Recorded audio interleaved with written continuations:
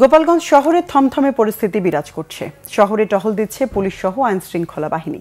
কারফিউর সময়সীমা আগামীকাল দুপুর 12টা পর্যন্ত বাড়ানো হয়েছে। এদিকে সংঘর্ষের ঘটনায় যৌথ বাহিনী গতকাল রাতে জেলার বিভিন্ন জায়গায় অভিযান চালিয়ে আটক করেছে 20 জনকে। গোপালগঞ্জ প্রতিনিধি মনোজ সাহার পাঠানো তথ্যচিত্রে দেখুন ডেস্ক রিপোর্ট।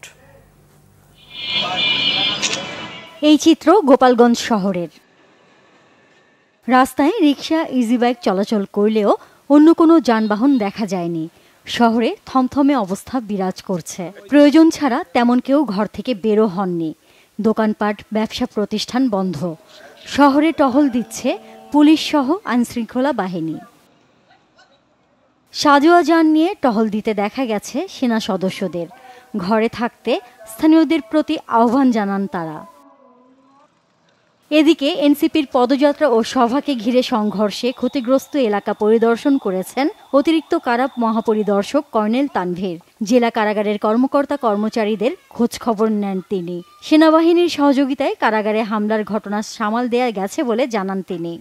গতকালকে সিচুয়েশন অনুযায়ী আজকে আমরা সেভাবে প্রিপেয়ার আছি। যদি কোনো কিছু আসে বা কোনো কিছু আমরা ওরকম টের পাই তাহলে অবশ্যই আমরা চাপাবো, এবং আপনারা নিজেরাই দেখছেন যে এখানে আমাদের যতটুকু স্ট্রেনথেন করার দরকার আমরা ততটুকুই করেছি।